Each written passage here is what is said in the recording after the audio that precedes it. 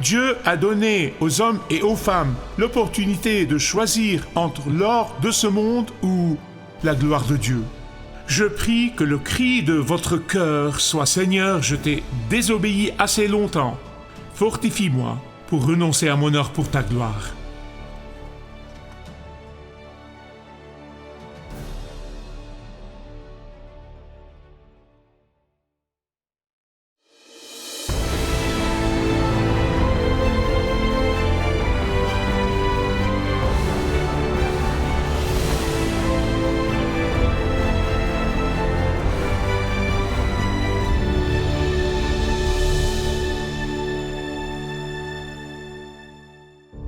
Tous ceux qui font l'expérience de la grâce de Dieu, mais ne répondent jamais à cette grâce avec une reconnaissance tangible, et donc en donnant de soi-même, ces personnes renient par leurs actions les paroles mêmes de leurs lèvres. Il y a tellement de chrétiens pratiquants qui renient par leurs activités et par leurs actions la foi qu'ils professent de leur propre bouche.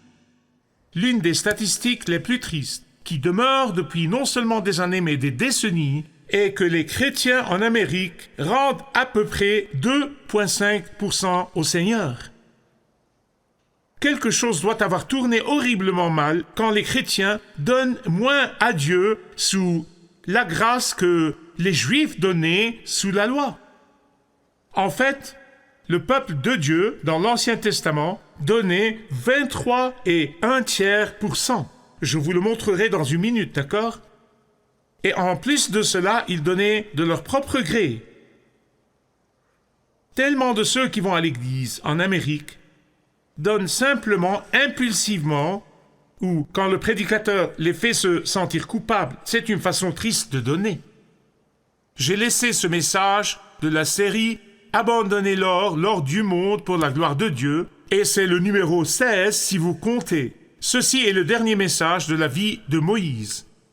Ouvrez avec moi s'il vous plaît à Exode, chapitre 35. Moïse dit à toute l'assemblée des Israélites, « Voici ce que l'Éternel a ordonné. Prélevez sur... si vous avez vos Bibles, soulignez ce qui vous appartient. Prélevez sur ce qui vous appartient une offrande pour l'Éternel. Toute personne dont le cœur est bien disposé, voici le mot-clé, bien disposé, vous pouvez souligner cela aussi.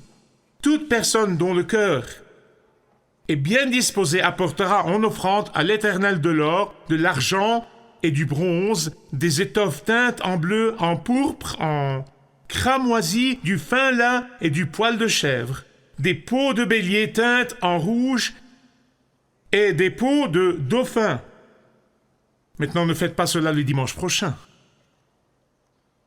Du bois d'acacia, de l'huile pour le chandelier, des aromates pour l'huile d'onction et pour le parfum odoriférant, des pierres d'onyx et d'autres pierres pour la garniture de l'éphod et du pectoral. Dans le chapitre 36, verset 6, Moïse fit faire cette proclamation et ils font passer cette parole dans le camp.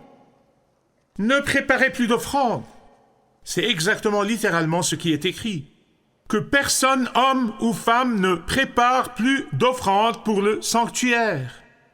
Et donc, le peuple ne pouvait plus amener plus parce que ce qu'ils avaient était déjà plus que suffisant pour accomplir tout le travail. Moïse dit très clairement ici que c'est le but du don, pas ce que vous donnez, mais le but du don que Dieu recherche. Regardez le texte avec moi, s'il vous plaît. Versets 4 et 5 du chapitre 35. Voici ce que l'Éternel a ordonné. Toute personne dont le cœur est bien disposé, dites bien disposé, apportera une offrande à l'Éternel. C'est le cœur bien disposé que Dieu recherche. C'est le cœur qui est heureux dans le don que le Seigneur recherche. Et Jésus affirme cette même attitude et cette motivation du don quand il dit « Là où est ton trésor, là aussi sera ton cœur ». Tant de personnes se trompent là-dessus. et les inversent en fait et disent « là où est ton cœur, là aussi sera ton trésor ». Non! Là où est ton trésor, là aussi sera ton cœur. Écoutez-moi bien, c'est important. Il n'y a pas de meilleure façon de démontrer ma loyauté envers Dieu qu'à travers mon don tangible.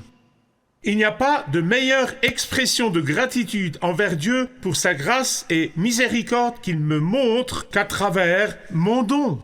Il n'y a pas de meilleure façon de montrer ma reconnaissance pour la croix que dans mon don. Il n'y a pas de meilleure façon de démontrer mon engagement envers Christ qu'à travers mon don tangible. Certains diraient, eh bien, Michael, attends juste une minute. Comment est-ce possible? Écoutez-moi attentivement.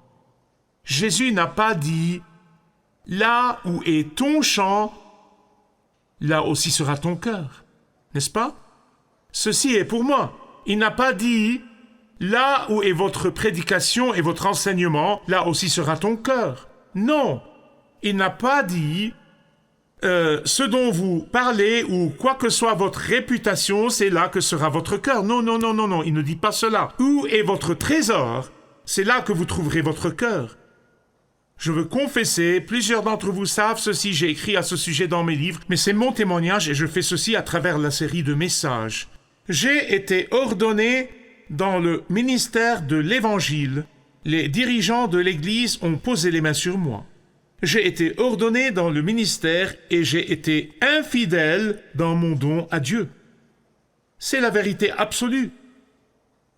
Et je peux témoigner devant vous, et le Seigneur est mon témoin, je ne retournerai jamais à cette déception dans laquelle je vivais, même si on m'offrait le monde entier. Maintenant, en ce temps, je rationalisais mon infidélité. D'accord, laissez-moi vous dire quelque chose. Si vous pensez que vous pouvez rationaliser le péché, ce n'est rien comparé à un prédicateur. Les théologiens et les prédicateurs peuvent rationaliser mieux que n'importe qui d'entre vous. Nous connaissons la Bible. Nous croyons que nous pouvons rationaliser et lancer des arguments à Dieu et nous commencerons à marchander avec Dieu. J'ai réalisé que je pensais que je viens du Moyen-Orient et que je saurais comment marchander. Mais j'avais oublié que Jésus a grandi dans la même région. Et il marchandera mieux à chaque fois. Dieu a ordonné à Moïse de bâtir un tabernacle. C'est une grande tente.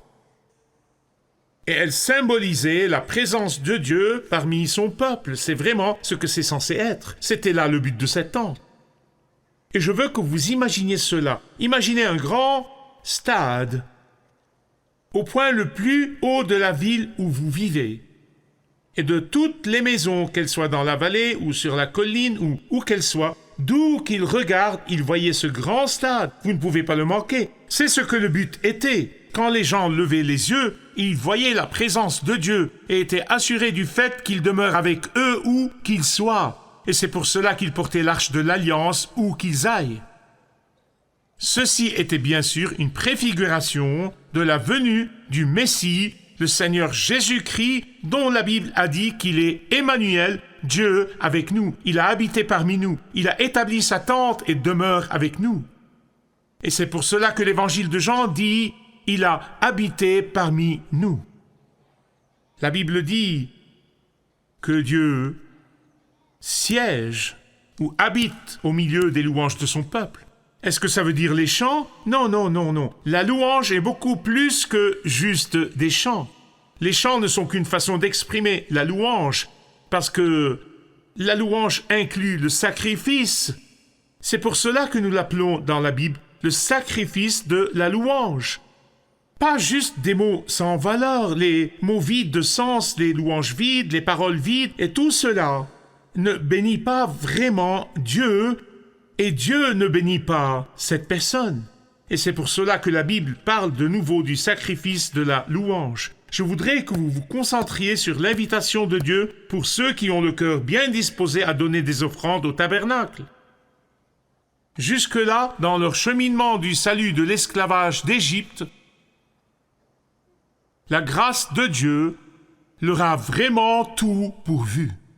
Absolument tout. Ils n'avaient besoin de rien faire pour cela. Et alors, vous devez vous demander, pourquoi donc Dieu pourquoi Dieu n'a pas juste claqué des doigts pour que le tabernacle vienne du ciel exactement comme il leur a dit de le faire, mon Dieu. Quand vous lisez les détails dans ce truc, ça me donne le tournis. En tant que personne qui ne remarque pas les détails, mon Dieu, je veux dire, je suis heureux qu'il ne m'ait pas demandé de faire quoi que ce soit de cela. Ça aurait été désastreux. Pourquoi n'a-t-il pas claqué des doigts pour que le tabernacle vienne exactement comme il le voulait? Pourquoi? L'Éternel, ton Dieu, est avec toi, et écoutez, tu n'as manqué de rien.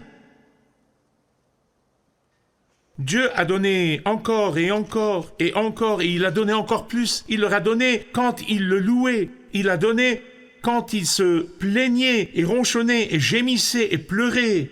Il leur a donné quand ils ont demandé qu'il leur donne. Il leur a donné quand ils faisaient des crises, mais pourquoi donnait-il toujours? Ah, c'est à cause de sa fidélité, pas la leur.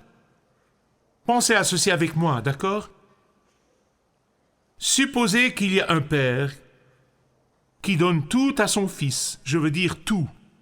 Et le fils grandit et devient un adolescent, et son père continue de lui donner tout ce qu'il veut, tout ce dont il a besoin. Le fils ne lève jamais le doigt pour faire quoi que ce soit dans la maison. Il ne fait jamais aucun travail, et n'aide jamais personne d'autre que lui-même. Ensuite, cet enfant grandit et devient un homme, et son père lui donne toujours tout. Absolument tout, je veux dire, tout ce qu'il veut, tout ce qu'il lui faut, il reçoit encore et encore et encore. Quel genre de mari serait-il? Quel genre d'employé deviendrait-il? Quel genre de citoyen serait-il? Quel genre de membre d'église serait-il? Est-ce que quelqu'un pourrait dire franchement que ce fils est en bonne santé émotionnellement et spirituellement? Vous voyez, c'est de même avec Israël que la Bible appelle le fils de Dieu. Rappelez-vous ce que la Bible a dit, « J'ai appelé mon fils à sortir d'Égypte ». Et ensuite, l'évangile de Matthieu compare Israël et Jésus. Israël est le fils qui a désobéi, mais Jésus est le fils obéissant. Nous le voyons partout dans l'évangile de Matthieu. Vous voyez, c'est son fils qu'il appelle à sortir d'Égypte. Il l'appelle la prunelle de ses yeux. Il veut que son peuple soit saint émotionnellement et spirituellement. Il veut qu'ils soient des imitateurs de Dieu. Il veut qu'ils aient et qu'ils montrent le même esprit et le même cœur généreux à propos de qui le Père céleste est. De la même façon, il veut que tous ceux qui sont appelés d'après le nom de Christ, qui sont sauvés par la grâce seule, à travers la foi seule, pour qu'ils soient émotionnellement et spirituellement saints. Comment? En donnant dans le sacrifice de leur substance. Écoutez-moi s'il vous plaît. Vous avez reçu le salut par la grâce. Vous avez reçu la provision par la grâce. Vous avez reçu la protection par la grâce. Vous avez reçu les besoins quotidiens comblés par la grâce. Vous avez reçu sa direction d'une étape à l'autre par la grâce. Et encore, et encore, et encore. Quel genre de fils et de filles rachetés serions-nous si nous sommes tellement bénis comme ça et nous n'avons pas dans le cœur de rendre au moins 10% et ensuite de donner de notre cœur en plus? Quel genre de fils ou de filles rachetés prennent et prennent et prennent et prennent encore plus? Prennent et prennent et prennent et prennent encore plus, mais ensuite ne donnent que les miettes qui tombent de la table. C'est ce que Dieu a établi dans l'Ancien Testament. Je vous ai dit que je reviendrai à cela. Voici ce qu'il a établi dans l'Ancien Testament. Il a dit les premiers 10%. Les premiers 10% étaient pour les Lévites. C'étaient les prêtres qui sont dans le temple. Les deuxièmes sont les premiers fruits de leur travail. Et donc, quand ils rentrent la moisson, ils prennent 10% de cela et le donnent au Seigneur. Le troisième 10% était donné chaque troisième année. Je vous ai dit que c'était 23 et 1/3%. Vous pouvez examiner ce que j'ai dit. Et ensuite, en plus de cela, une offrande de leur cœur. Qu'est-ce que Dieu est en train de faire ici? Est-ce qu'il essaye de les rendre misérables? Parce que je pense que c'est comme ça que notre culture le verrait. Veut-il juste les faire souffrir? Qu'est-ce qu'il fait? Est-ce qu'il essaye de les appauvrir? Non, non, non, non, non, non, non. Il veut leur rappeler que tout lui appartient. Puis-je avoir un amen? Tout lui appartient. Il veut leur enseigner pour qu'ils sachent que le secret de la bénédiction est dans le don. Il veut qu'ils sachent que le secret de recevoir est dans le don. Il veut qu'ils sachent que lui et lui seul leur donne tout. Tout. Pas votre employeur, pas votre patron, pas votre gouvernement, rien de cela. Dieu est celui qui donne tout. Mais ce n'est pas tout. Donner le premier fruit à Dieu c'est une démonstration claire de la possession de Dieu. C'est là que vous dites à Dieu, « Ô Seigneur, non seulement je suis obéissant, mais je te fais confiance de pourvoir pour demain. Je te fais confiance pour mon avenir et l'avenir de mes enfants et même les enfants de mes enfants. Dieu, je te fais confiance de pourvoir tout ce dont j'aurai besoin dans le futur parce que tu as été fidèle dans le passé. Tu es fidèle maintenant, tu seras fidèle dans l'avenir. » C'est pourquoi nous l'appelons le premier fruit. Le premier fruit veut dire qu'il est pris d'en haut, pas d'en bas. Parce que parfois vous regardez en bas et il n'y a plus rien qui reste, n'est-ce pas? Nous prenons le meilleur, pas les restes, nous prenons ce qu'il y a de mieux, pas ce qui est inférieur. Ce qui me rappelle un fermier qui avait 2 vaches, une qui est marron et l'autre blanche. Et il disait toujours à sa famille et il disait à ses amis, l'une de ces vaches appartient au Seigneur, l'une de ces vaches appartient au Seigneur, l'une de ces vaches appartient au Seigneur. Il ne leur a jamais dit laquelle. Et bien sûr, l'une des vaches est morte. Et cet homme a secoué la tête et a dit « Oh mon Dieu, le Seigneur vient de perdre sa vache !» Écoutez, vous devez savoir que ce genre d'attitude, c'est le genre d'attitude, si vous n'avez pas étudié l'Ancien Testament, vous devez aller le lire, c'est le genre d'attitude qui a été pratiquée plus tard par le peuple de Dieu. Elle a amené le jugement de Dieu sur eux. La prunelle de ses yeux a été prise en exil par les Babyloniens, parce que Dieu a dit, j'en ai assez, il a dit à Ésaïe, il a dit, ces personnes adorent avec les lèvres seulement, leur cœur est si loin de moi. Et vous n'avez pas besoin d'aller au séminaire pour réaliser que c'est une insulte pour Dieu. Et c'est pourquoi dans Malachie 3, il dit, un homme peut-il tromper Dieu? En effet, vous me trompez. Et vous dites, en quoi t'avons-nous trompé? Il répond, dans les dîmes et les offrandes, vous êtes frappés par la malédiction et vous me trompez. Quiconque qui vous dit « Oh, la dîme, cela est dans l'Ancien Testament », eh bien, soyez d'accord avec eux. Répondez en disant « Oui, mais dans le Nouveau Testament, c'est le commencement par la fin. » C'était notre commencement en ce temps. Et Dieu nous a donné beaucoup plus que la dîme, et il nous a donné des bénédictions que nous ne pouvons même pas imaginer.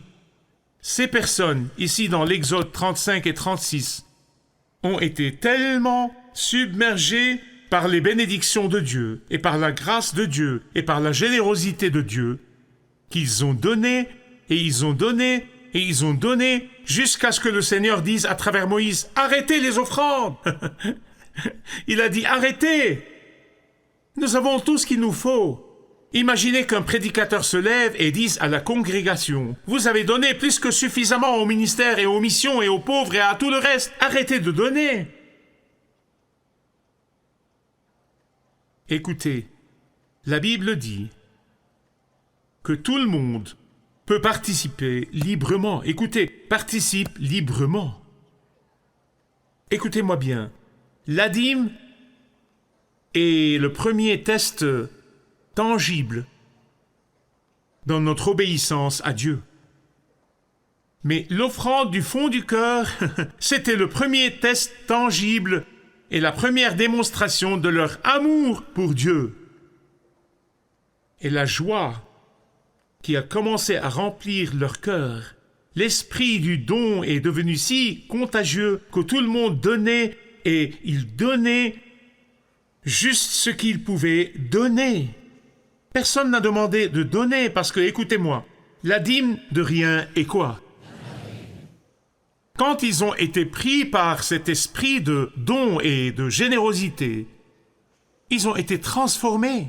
C'est la vérité. Transformés de quoi en quoi? Ils ont été transformés d'être des guignards qui se plaignent en des adorateurs pleins de joie. Écoutez-moi, rien ne vous rendra plus joyeux que l'esprit du don. Tout le monde donnait ce qu'il pouvait. La même chose est arrivée exactement 400 ans plus tard, quand David a défié le peuple d'Israël de donner de leur cœur, en plus de leurs dîmes et des premiers fruits, de donner de leur cœur pour bâtir le temple.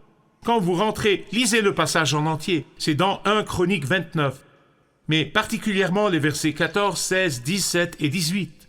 Mais laissez-moi vous dire très rapidement ce que David a dit, que ce soit gravé dans votre pensée et dans votre cœur. Tout vient de toi et nous recevons de ta main ce que nous t'offrons. Vous voyez, David mesurait leur loyauté envers Dieu d'après leur volonté d'être libérés de l'amour de l'argent et de donner au Seigneur. Nous donnons la dîme parce que Dieu demande cela. Mais ensuite, nous faisons l'expérience d'une joie inouïe, nous faisons l'expérience de bénédiction inouïe, et donc nous donnons volontairement en plus, non à cause de l'obéissance seulement, mais à cause de l'amour. Et c'est pour cela que la Bible dit qu'il aime ceux qui donnent avec joie. Pourquoi? Parce que ceux qui donnent avec joie sont comme Dieu. Et il aime ceux qui reflètent son image, ceux qui sont généreux. Mais je suis conscient du fait que ce message est prématuré pour quelqu'un ici aujourd'hui qui n'a jamais donné sa vie à Jésus-Christ. Vous voyez, voici ce que vous devez savoir sur Dieu. Il vous veut avant de vouloir que vous donniez ce qu'il vous a donné. Il vous veut. Et donc, si vous n'avez jamais abandonné votre vie à Jésus-Christ, c'est un bon moment pour dire « Seigneur Jésus, je viens à toi, je te reçois dans ma vie, pardonne-moi mes péchés. » Et c'est là le premier pas.